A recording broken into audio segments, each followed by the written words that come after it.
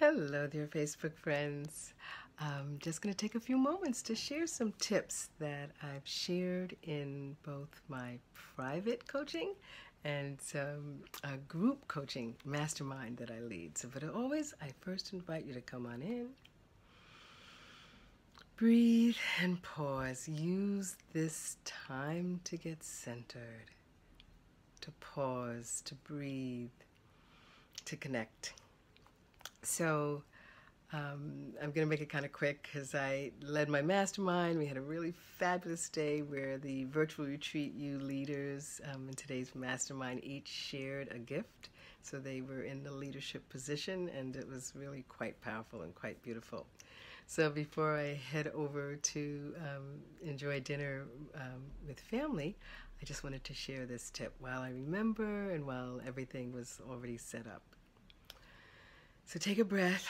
Whenever I share, I want you to listen with both your ears, your minds, and your heart. Hi, John. So it's always what you're feeling, not only what you're hearing. So take a breath. Come in. Thanks for being here. And like I said, listen with your ears, your head, and your heart.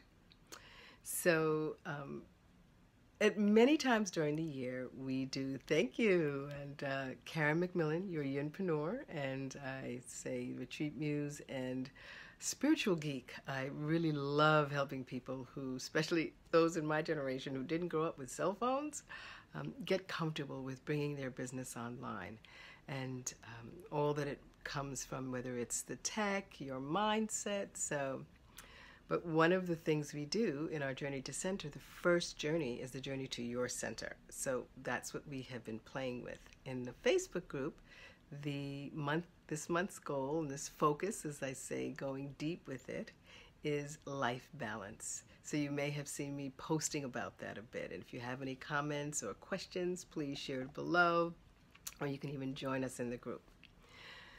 But any time of year, particularly at the beginning of the year, people start to think about goal setting and resolutions. But as a yinpreneur, we're about coming out of our heads and into our heart. We're also very much about not only the doing, but the being. The yin energy is about the being, tapping into your deep knowing, tapping into your deep voice. And playing with our life balance Bagua has become a really valuable tool that I've brought back to life this year, and those that have played with it are truly appreciating it, for getting a sense of aligning with who you are authentically. So what I want to expand on for a few minutes is the most important step when you're planning your goals is to not start with the doing. If you're like me, you've come from corporate, a more masculine, traditional approach, we tend to think of goals at what we want to accomplish, what we want to do. The first step before you go to that place is, who do you want to be? Hi, Lisa, welcome. Who do you want to be? Long before you think about who you want to do, what you want to do, there's several steps actually, but the first thing you want to do is get clear on your goals. Whether we're talking creative visualization or we're planning goals, we want to be clear that whatever steps we're taking to create something or do something, it's aligned with who we really are. Not some old message, not some old mindset in your head, not something that's coming from fear, not something that's coming from something that no longer serves you. It's really important to be where and who you are now. I've been guilty of this. I set up goals based on what I thought I didn't do right, what I want more of, but very much in my head, almost from that very have to have metrics of money is usually probably the only thing I'm looking at. What else can I acquire? What else can I create? But it is really key to make sure we're creating from our deepest knowing, from who we authentically are. There's several reasons for that. One is, and in a way, I'm not going to say in any particular hierarchy, when you create from your deepest knowing, your authentic voice, you know it's your goal. It's aligned with your core values. It's aligned with who you are. You're more likely to stay the path of manifesting, creating, and the doing. Another is that you're bringing a different energy to it, because it isn't like I should do this, but I am called to do this.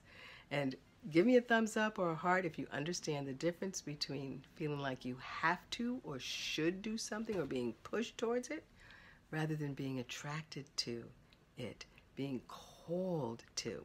When you're being called to do something or create something, there's no stopping. You are unstoppable. So when we play with the life balance Bagua, yay, I'm glad you're feeling me on this. When you play with the life balance Bagua, we're looking at 8 areas of your life, and you're welcome to alter it and make it yours. I always believe that these are the ways of bringing you into practice. But don't do what I do. Let me invite you to do what you want to do and being called to be who you are. So when you look at this life balance Bagua and you play with this Bagua, you spend time thinking about these areas of your life and how you are aligned with them. And I'm not even going to say how you are or are not aligned. It's how you are aligned. Because if you are in practice, if you're a human being, you are living in these areas of your life. So you may be more aligned and more aware of your alignment in some areas. And some other areas you may just be on autopilot, but maybe you're still doing well. So this is very much about, hi Georgia, this is very much about how you're aligned. The first journey in our journey to center, because this is a 3, and first journey takes us from overwhelm, discomfort, imbalance, into awareness. We become aware, then into our rituals and practices that help us maintain awareness, which move us closer to being aligned with our deep knowing and our deepest voice, as I say, that yin place, the yinpreneur, out of our heads and really speaking from way down deep. You just know it. You cannot ignore it. It is a voice you're not even thinking. It is just coming to you. It's your deepest voice. When you hear it and feel it, you just know it. When you are planning goals, this is about the doing. And we tend to write down what we want to do. If you're a visioning person, you'll do your vision first. And that's more so where the life balance will take you, to setting intentions and being with your vision and also practicing gratitude. But if you dash straight to your goals, for me, the irony is you're thinking about the results of who you are and the results of who you're being. And you're tending to focus on what you need to do to get there. So you set a goal, tends to be tangible and measurable, which is great. And next month, when we go into the SMART goals and the yin and yang and SMART goals, the measurable, the specifics, this is the more linear way, and you want to be in that place when you're getting ready to actually create and do. When I align it with the concept of creativity and art, I speak of the yin, the being, as where that voice of the art comes from. The doing is when you're actually maybe putting your hands to it and painting or playing or writing the music or creating sculpture. That's the yang, that's the doing. But from your deepest place, you can then create from your voice. Watching and listening, people are always reminded about the Michelangelo quote of, it was already there and he brought it out in the art. And I think we can look at that 2 ways. It's already in you. You're the art. When you get quiet, you get centered, you're aligned with your voice and your core values, you become the art, and it just comes to the surface when you go to be with it and allow it. The other reality is when you're in that place, when you're clear and you're being and you're knowing, it's the equivalent of that metaphor of you can look at a piece of marble, you can look at your life, you can look at your business, because you're aligned and you're going to let it speak to you rather than you forcing it, making it happen. You're letting it just be. So before you set your goals, I want you at a minimum to get in touch with your core values, do some visioning before you think of the doing and the inspired actions. Make sure it's your voice, not an old voice, an old should. Somebody else told you what you should be doing, or you're feeling competitive, or whatever it is, fear, doubt, feeling small. Get all of that out of the way before you set your goals. I have been guilty of setting my goals too low, too small, really easy, only from what I knew I could do versus what I was dreaming, what was coming to me. I don't have to know the how when I'm visioning. By the time I get to my goals, that's when I'm thinking about the how. But if I'm thinking about the how when I'm visioning, when I'm being, I'm usually limiting myself. So this life balance Bagua planning guide is one of the ways we're playing with who are we, how are we aligned in these areas in our life, in our relationships, in art and play, in community, career, health, wellness, balance. There's 8 areas. And we like to play with it, and it's aligned with the feng shui. So we can play with colors and fun. And the guide will take you. There's a 2-page or 3-page guide for those who want the free download, and I'll put the link there. If you are a village member, you get the 13-page version, which walks you through all of the steps. And we're also going to be doing a live retreat to play with this, a live visioning retreat. But it gets you aligned with who you are, where you're already aligned, where you want to align.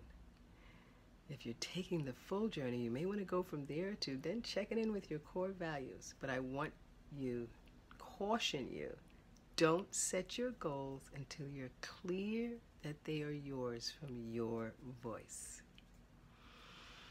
Breathe with that. That's what we call the way of the entrepreneur, coming to journey to your center before you head out to set goals and the doing. Focus on the being. And so many others have said it, and I love to hear it. We are human beings. We'll get to the doing when we're clear on that, when we know that these are our goals. We own them. We are being called to them. You're going to manifest, and that's who I'm talking to, people who know about manifesting magic, not just creating, right, and not just achieving. So thanks for listening. I hope you have a great evening. I'm going to go and have dinner. We're having some pasta. My daughter's favorite is capellini. So we're going to go enjoy dinner together. I'm so happy to have her here while she's off from graduate school. Sending you love. Inviting you to slow down to speed up your success. Spend more time in being than just doing. Allowing these transitions to speak to you. Don't just go out to think, listen. Be before you do. Thanks for being here. Hi, Ken. Thanks for being here. Thanks for listening. Remember to breathe. Namaste. Have a great evening. And wishing you definitely realized goals and dreams. Thank you. Please share if you find this valuable for others. Thanks. Have a great evening.